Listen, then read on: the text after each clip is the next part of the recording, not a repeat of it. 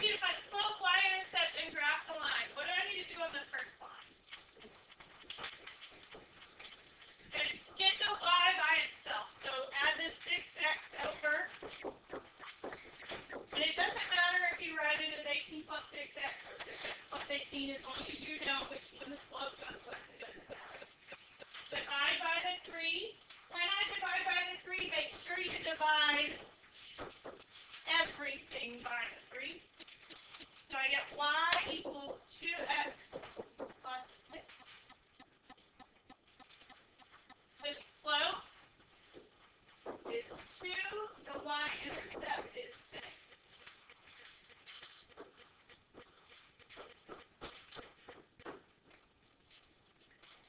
I'm going to plot the y-intercept, and then I'm going to use the slope. Rise over run. I'm going to go rise 2, run 1. Where did I get 1 from? If there's nothing under the 2, there's a 1 under there.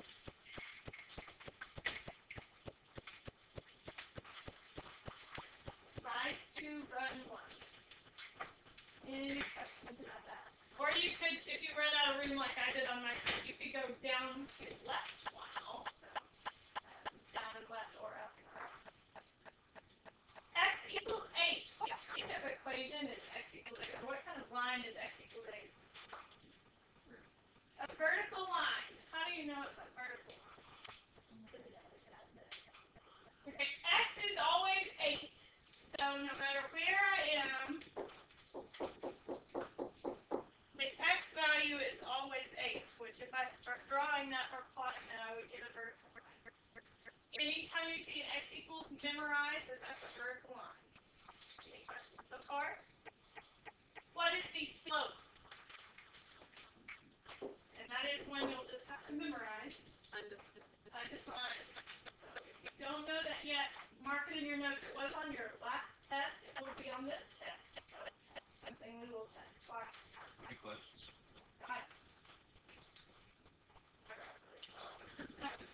I haven't looked at it closely yet. And it'll be over chapter 1. We have a quiz before we have tests. We'll talk about that today.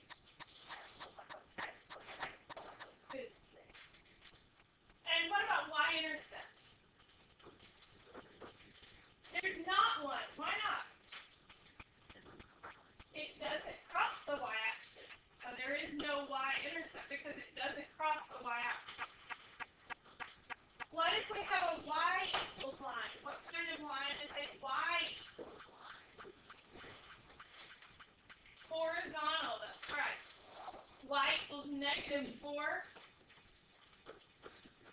So that's 2 things you'll want to memorize.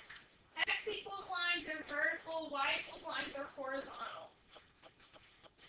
What is the slope of a horizontal line? And what is the y-intercept?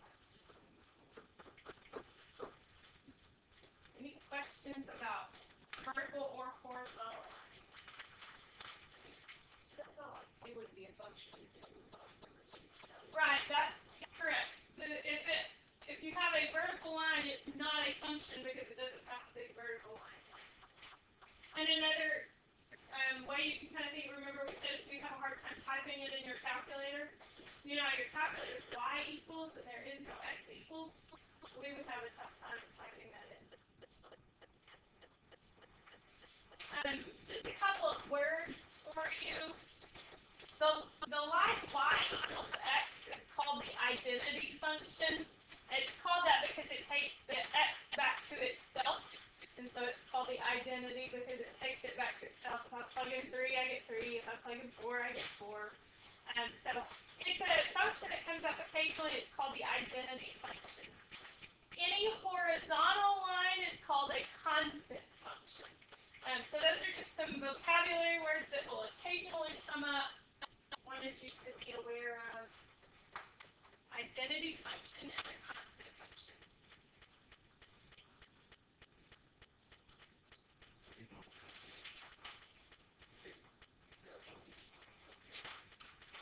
No, but sometimes the reason we have math vocab is sometimes you have to know it to answer a question. Like on the ACT, you know some of those questions that said, find the rational you don't know what a rational number is, you're going to have a hard time finding it. So the same thing with if it says something about a constant function is a problem. If you knew what that meant, it would help you answer the question. So even though we won't do straight vocab, they will cover. The last thing is an application problem of a linear function. It says marginal cost is the rate of change of the cost. And before I talk about what that is, what is rate of change? What's another word for rate of change? We learned about it yesterday.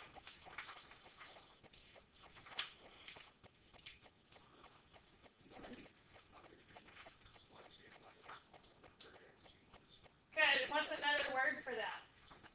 Slope. The rate of change is the slope. Marginal cost is the rate of change of the cost. It's a big thing in business. They'll talk about marginal cost in business. It's the cost of how much it would cost to produce the next item. It's the rate of change of the cost. How much your price changes depending on how many items you buy. So anytime you see marginal cost noted, that's the slope. So in your brain, read slope. When you read marginal cost, read slope of the cost. This question says the retail prescription drug costs for the years 1995 to 2005 in billions of dollars can be modeled by that function. Okay, let me make that a little bigger so you can read it.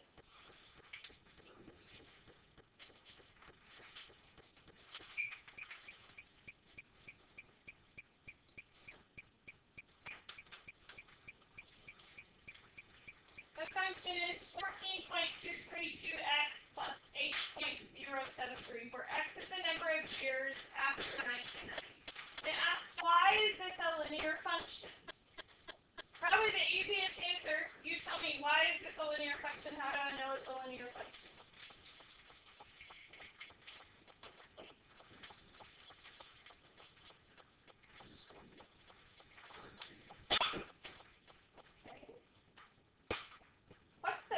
What's the linear function look like? Y equals mx plus b. Does everyone agree y equals mx plus b is linear? Is that y equals mx plus b up there? That's what I'd say. It's in the form y equals mx plus b.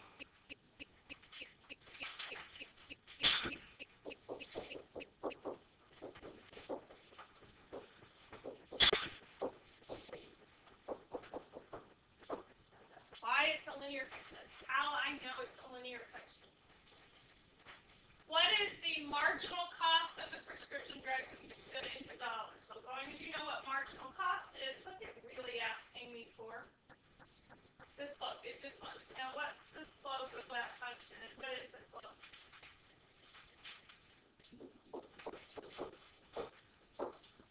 And it says in billions. It already was in billions. It told me that it was in billions earlier, so it might make you think you need to convert it, but it was already in billions of dollars. So that's it. Any questions about that? You'll have a question like that on your homework. Marginal cost is just the slope. Moral of this story. Any questions? If you do go into business, you'll hear that word again. It's the rate of change of cost. Okay. Same homework you had last time. We are going to work, but before I let you go and let you start working, let's talk a little bit about tomorrow. Tomorrow we will have a quiz on everything that's covered in chapter 1.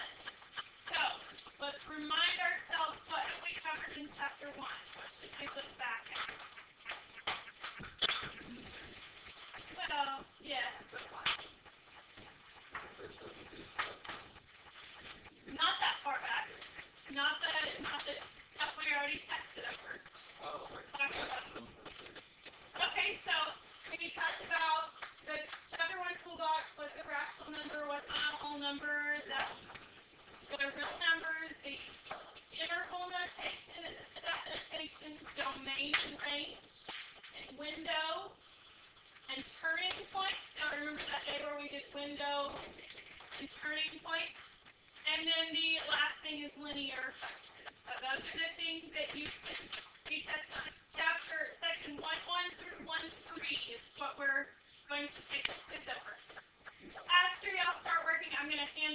bunch of papers. You'll have all your homework back. Then you can look back at it. So tomorrow there's a quiz. I am not going to grade the homework before the quiz, and normally I wouldn't like that because I would normally want you to see the answers before we took a quiz. But the reason I'm okay with it is there are enough odds in here that you should know if you know what you're doing. Do you know what I mean by that? It is due Wednesday. Oh, sorry. It is Wednesday. No change on the day. No change on the day. It's definitely due Wednesday. But the quiz is tomorrow, and it does cover this stuff. So you really want to have this mostly done by tomorrow. And make sure you check quizzes tomorrow. Make sure you check the answers in the back. 1 through 33 odd. Make sure you check the answers in the back.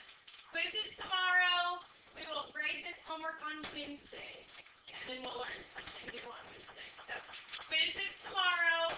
1-1, 1-2, and 1-3. You have 30 minutes left in class. You can ask me questions on 1-1 and 1-2. Or 1-3 if you want. Or you can just work on homework. There's really no reason this couldn't be due tomorrow. I'm giving you that leeway day. So if you wanted to go back to 1-2, you can study that instead or however you want to do it. Quiz tomorrow, be ready for that. It will count in those test points. So it's worth more than homework. Make sure you study for it. So if your test grade was bad at the beginning, this is the way you can pull your grade up is to study for this quiz. Any questions about the quiz tomorrow? 1-1, 1-2, and 1-3. So there's 3 sections. 1-1, 1-2, and 1-3.